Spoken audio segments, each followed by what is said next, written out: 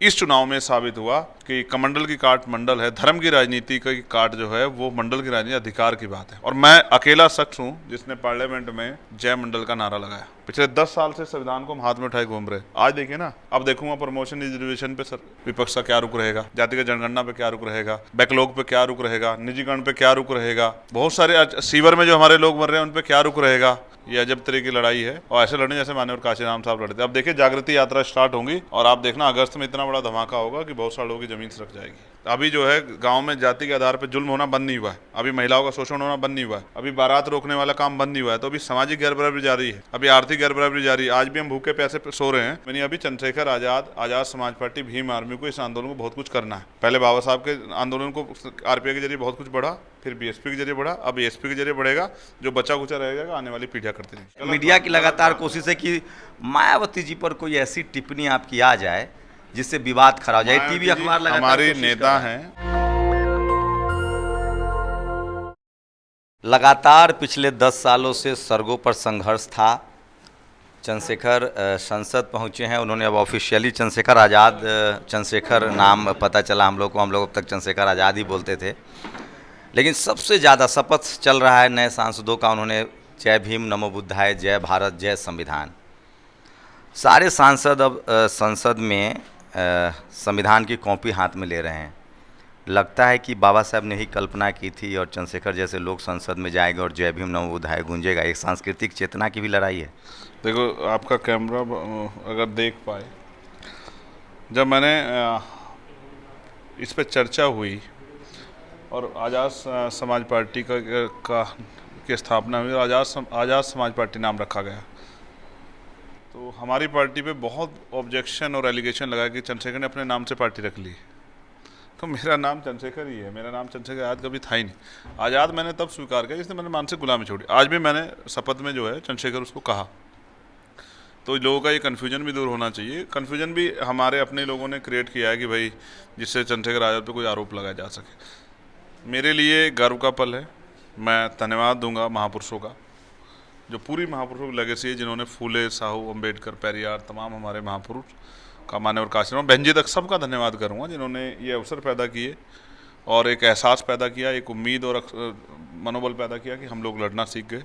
उसी के कारण जो है आज मैं मेंबर ऑफ पार्लियामेंट बना। सबसे ज़्यादा धन्यवाद दूंगा भीम आर्मी आज़ाद समाज पार्टी के लोगों का, कार्यकर्ताओं, नेताओं का और नगीना की महान जनता का। जनता जनार्दन है, जनता सब कुछ है। नहीं तो आपके समर्थक आपके नाम में आज़ाद लगाते, उसमें क्या आपत्ति है? आपने तमाम सांस्कृतिक गुलामी की बेरियां तोड़ी हैं, सड़कों पर आपने संघर्ष किया है 10 साल। जय भीम बोलने के लिए संसद में आप कितने साल जेल में रहे? कितना साल हो गया? 10 साल। आप ये समझिए 11वां साल चल रहा है, जिसमें मैंने जेलें भी काटी और लाठियाँ भी खाई। जितनी मेरे शरीर में हड्डियाँ हैं उससे ज़्यादा लाठियाँ। मेरी रीढ़ की हड्डी में गैप हो गया, मेरे नाखून खींच लिए गए, मेरे दांत तोड़ दिए गए और अभी भी मैं उन दर्द से पीड़ित हूँ। और कई बार जो है मुझे और तमाम तरह की परेशानियों का सामना करना पड़ा। मुझे नहीं, मेरे साथियों को, भीम आर्मी के साथियों को जुल्म सहने पड़े, करंट तक लगाया गया, अपमानित किया गया, कई लोग इस दुनिया से चले भी गए, बहुत लोगों ने जेल काटी। तो ये एक बहुत बड़ा संघर्ष है और मैं, क्योंकि मुझे भरोसा है अपने समाज पे, बहुजन समाज पे और अपने महान पुरुषों के विचार पे कि उस विचार के जरिए कामयाब हो सकता है। पूरा विपक्ष आप देखो संविधान की बात कर रहा है और पूरा विपक्ष जो है मान्यवर काशीराम साहब के नारों को अपने तरीके से बोल रहा है। जैसे जिसकी इतनी संख्या है उसको उतनी हैसियत करके बोलते हैं, जिसका जितनी आबादी उतना हक, तो उसको डाइवर्ट करके इधर उधर करके बोलते हैं। लेकिन सारे नारे वही हैं, वही बात जो मान्यवर काशीराम साहब 40 साल पहले कह रहे थे। आज इस देश में इस चुनाव में साबित हुआ कि कमंडल की काट मंडल है, धर्म की राजनीति की काट जो है वो मंडल की राजनीति अधिकार की बात है। और मैं अकेला शख्स हूँ जिसने पार्लियामेंट में जय मंडल का नारा लगाया। जय मंडल, जय जोहार, जय भीम सब बोला। जय विज्ञान, जय संविधान, जय जवान, जय किसान, भारतीय लोकतंत्र जिंदाबाद, भारतीय जनता की जय हो। और अगर समय होता तो मैं महान पुरुषों के नारे भी लगाता, लेकिन मैं आपसे स्पष्ट करना चाहता हूं, मैं इसी विचारधारा के साथ वहाँ गया, इन्हीं लोगों ने मुझे भेजा है और मैं कोशिश करूंगा कि मेरा हाथ जो है पकड़ के अब बहुत सारे साथी हमारे असेंबली और पार्लियामेंट में आए हैं।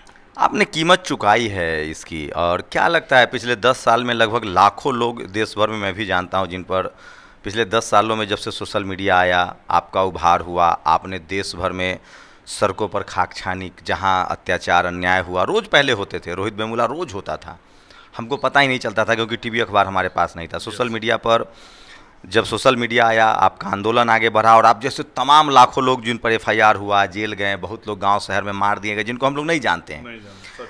आप उनको रिप्रेजेंट करते हैं, उनको एक लगता है कि एक उम्मीद है, चंद्रशेखर अब संसद गए हैं और वो अधिकार के साथ। लेकिन ये जो बदलाव पिछले 10 साल में आप राजनीतिक दलों में, विपक्ष के खासकर दलों में या सत्ता पक्ष में जो बाबा साहब और संविधान को लेकर जो बदलाव आ रहा है, ये लगता है कि फिर से धोखा देने की कोशिश है, बहुजन मूवमेंट को फिर से ठंडे बस्ते में डालने की कोशिश है, या लोगों को अब लग गया है कि बिना बहुजन मूवमेंट के काम नहीं मैं चले? आपका ध्यान आकर्षित करूंगा, महाराष्ट्र में एक आंदोलन हो रहा था, नामांतरण आंदोलन, बाबा साहब अम्बेडकर के नाम पे यूनिवर्सिटी का नाम रखा जाए, और यहाँ यूपी में राजीव गांधी ने एक यूनिवर्सिटी बाबा साहब अम्बेडकर के नाम पे बनाई।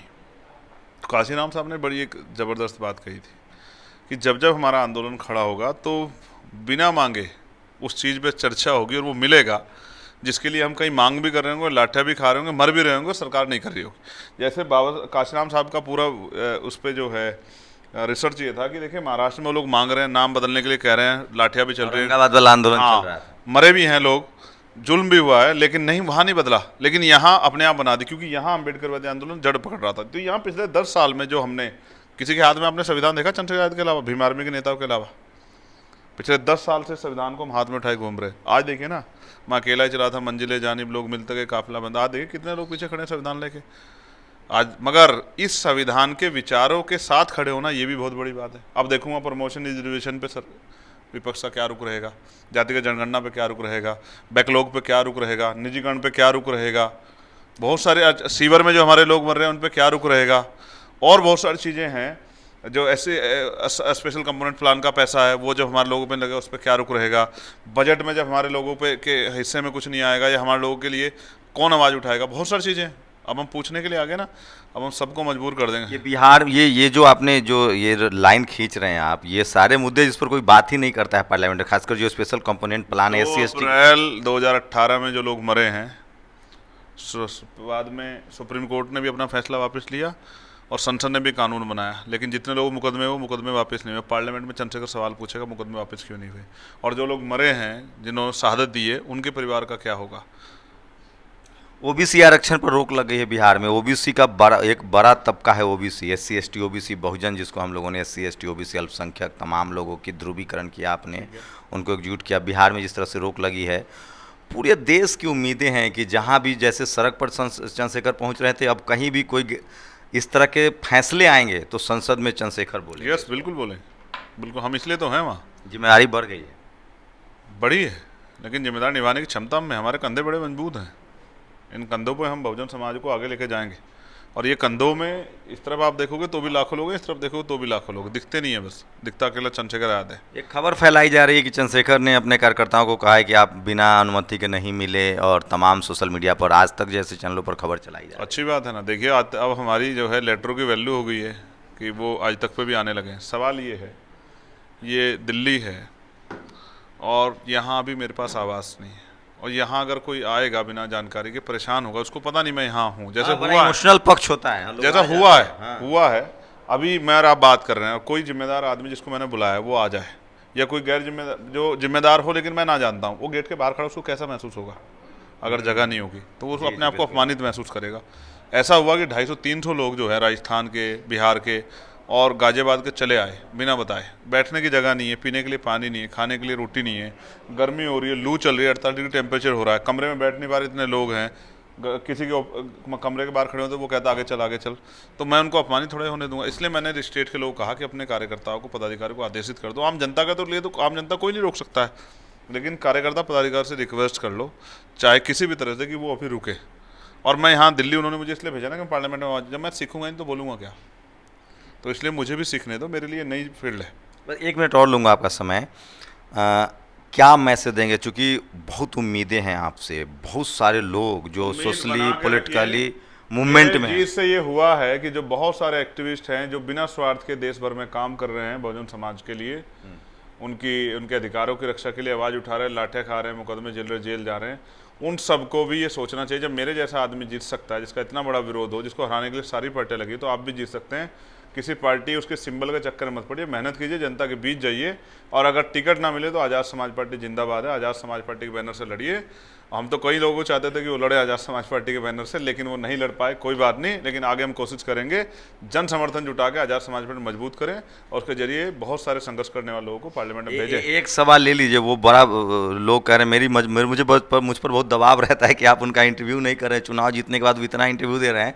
हमने कहा कि उनका टाइम बहुत प्राइसलेस है, तो हम जितनी बार है मैंने इंटरव्यू दिया है। आप नहीं, मैं खुद का मानना चाहता हूँ, क्योंकि मैं ये कह रहा हूँ कि अब आपको संसद का आवास मिलेगा, लोग को तो आपको मिलना पड़ेगा, उम्मीदें बहुत है, तो क्या रोड मैप रहेगा कि जो भी लोग जनता के बीच जा रहे हैं ना सर, आप देखो तो सही, बता नहीं रहे ना, अल्लाह मत जाएगा, सब लोग सर्वर पकड़ लेंगे, क्या हो गया। अब देखो ना, हम चंद्रशेखर जनता के बीच जाएगा, आपको चंद्रशेखर रोज कहीं ना किसी गांव में गली में घूमता मिलेगा। पार्लियामेंट जब तक सेशन चलेगा तब तक दिल्ली में, संसद में, उसके बाद फिर सड़कों फिर और आप देखिए ना, आपको एहसास होगा आपको कि क्या हुआ है, ये अजब तरह की लड़ाई है, और ऐसे लड़ने जैसे माननीय काशीराम साहब लड़ते। अब देखिए जागृति यात्रा स्टार्ट होंगी और आप देखना अगस्त में इतना बड़ा धमाका होगा कि बहुत सारे लोगों की जमीन सरक जाएगी। मीडिया की लगातार कोशिश है कि मायावती जी पर कोई ऐसी टिप्पणी आपकी आ जाए जिससे विवाद खड़ा हो जाए। टीवी अखबार लगातार हमारी नेता हैं, वो हमारी बड़ी हैं, उन्होंने जितना इस आंदोलन को देना था उससे ज़्यादा दिया है, हम उनका सम्मान करते हैं और मैं उनकी दीर्घायु होने की कामना करता हूँ। और मैं ये ऐसा उम्मीद करता हूँ कि उनके नक्शे कदमों पर चल के कुछ गलतियाँ हैं उनसे सीख लेके हम लोग इस आंदोलन को और आगे बढ़ाएंगे। अभी रुकने का मतलब इसलिए नहीं बनता क्योंकि महापुरुषों के सपने पूरे नहीं हुए, अभी इस देश में बहुजन समाज के लोग शासक नहीं बने हैं, अभी हम सीवर में मरना हमारा बंद नहीं हुआ, अभी ठेकेदारी और सुविधा ख़त्म नहीं हुई है, अभी जो है बैकलॉग नहीं भरा है, अभी जातिगत जनगणना होके जो रिजर्वेशन है उसका पूर्ण रूप से पालन नहीं हो रहा है, अभी अच्छी स्कूल पढ़ाई और अच्छी हेल्थ की व्यवस्था नहीं हुई है, अभी जो है गांव में जाति के आधार पर जुल्म होना बंद नहीं हुआ है, अभी महिलाओं का शोषण होना बंद नहीं हुआ है, अभी कब्रिस्तानों में शमशानों में मरने के बाद भी सम्मान से जो है चिताएं नहीं जल रही, दफनाए नहीं जा रहे हैं, अभी मूछे रखने पे, घोड़ी बैठने पे, मटकी छूने पे हत्या बंद नहीं हुई है, अभी बारात रोकने वाला काम बंद नहीं हुआ है, तो अभी सामाजिक गैर बराबरी जारी है, अभी आर्थिक गैर बराबरी जारी है। आज भी हम भूखे प्यासे पे सो रहे हैं, महिलाएं जो है खेतों में काम करी, भट्टे पे काम करी, कोल्हू में काम करी, सर पे ईंटें उठा रही हैं, कोई सुख सुविधा उनके जीवन में नहीं। अभी चंद्रशेखर आज़ाद समाज पार्टी, भीम आर्मी को इस आंदोलन को बहुत कुछ करना है। पहले बाबा साहब के आंदोलन को आरपीआई के जरिए बहुत कुछ बढ़ा, फिर बीएसपी के जरिए बढ़ा, अब एसपी के जरिए बढ़ेगा, जो बचा कुचा रहेगा आने वाली पीढ़ियाँ करती रहेंगी। शुक्रिया, धन्यवाद। तो ये बात समझना पड़ेगा, देखिए लोगों की उम्मीदें बहुत ज़्यादा हैं, मिलने वालों की संख्या इतनी ज़्यादा है, चाहे वो हम जैसे पत्रकार हों या फिर कार्यकर्ता हों या उनके शुभचिंतक हों, दबाव तो है। मैं महसूस करता हूँ, मैंने भी चुनाव लड़के देखा है कितना लोगों की उम्मीदें होती है, दबाव होता है। चंद्रशेखर आज़ाद से बहुत ज़्यादा लोगों को उम्मीदें हैं, खासकर बहुजन समाज को उम्मीदें हैं, युवाओं की उम्मीदें, और इस उम्मीद ने दबाव बहुत बढ़ा दिया है उन पर, और मिलने वालों का तांता नहीं टूट रहा है, लोग लगातार मिलने की कोशिश कर रहे हैं, और इस वजह से एक दबाव है, मिलना है सबसे, सबको मिलना चाहते हैं, और इसी वजह से बहुत सारी इस तरह की खबरें आ रही हैं कि वो नाराज़ हो रहे हैं या दबाव है। तो मिलने वालों की संख्या बहुत ज़्यादा है, इसमें टाइम निकालना बड़ा मुश्किल काम है। इसलिए जो आपके सामने मैं बता रहा था, मैं फिर कह रहा हूँ, चंद्रशेखर आज़ाद की जीत ने कई सारे रास्ते खोले हैं, और संसद में आज शपथ के दौरान जिस तरह से उन्होंने जय भीम, जय संविधान के नारे लगाए, इससे साफ होता है कि अब इस देश का जो बहुसंख्यक समाज है वो अपने सामाजिक और राजनीतिक चेतना को लेकर अपनी आर्थिक जो तरक्की है उसको साधना चाहता है। शंभू कुमार सिंह, नेशनल दस्तक, दिल्ली। नेशनल दस्तक की आपसे गुजारिश है कि अगर इसको बचाना चाहते हैं तो नेशनल दस्तक को सब्सक्राइब करने के लिए रेड कलर के सब्सक्राइब बटन को दबाएं, फिर बेल आइकन की घंटी दबाएं। नेशनल दस्तक को बचाने के लिए बहुत ज़रूरी है कि हर खबर को शेयर करें, लाइक करें, कमेंट जरूर करें।